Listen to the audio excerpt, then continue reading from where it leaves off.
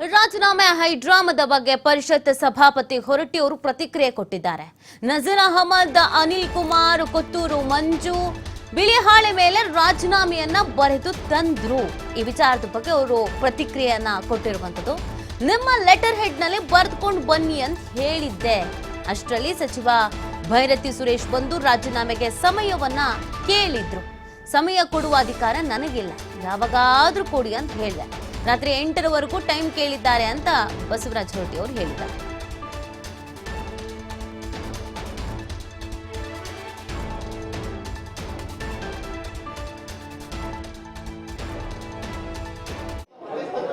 ಓಕೆನಾ, ಇವತ್ತು ಒಂದಿಷ್ಟು ವಿಧಾನಸೌಧ ಹೈಡ್ರಾಮಕ್ಕೂ ಕಾರಣ ಆಗಿತ್ತು. ಈ ಬಗ್ಗೆ ಮಾತಾಡಲಿಕ್ಕೆ ಆ ಪರಿಷತ್ ಸಭಾಪತಿಗಳಾದಂಥ ಬಸವರಾಜ ಹೊರಟ್ಟಿ ಕೂಡ ನಮ್ಮ ಜೊತೆ ಇದ್ದಾರೆ.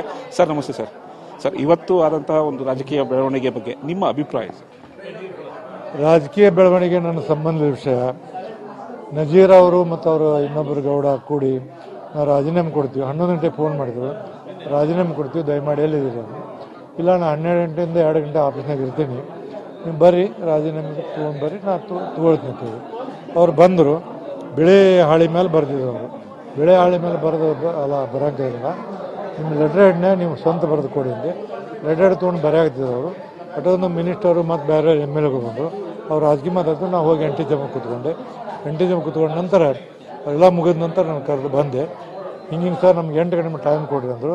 ನಾನು ಟೈಮ್ ಕೊಡೋದು ನನ್ನ ಸಂಬಂಧ ಇಲ್ಲಪ್ಪ, ನೀವೇನು ಹೇಳೋದು ಅಲ್ಲೇ ಮಾಧ್ಯಮದಿಂದ ಹೇಳಬೇಕು, ಹೊರಗೆ ಕರ್ಕೊಂಡ್ಬಂದೆ. ರಾಜೀನಾಮೆ ಕೊಟ್ಟಿಲ್ಲ, ಆಕ್ಸೆಪ್ಟ್ ಮಾಡಿಲ್ಲ.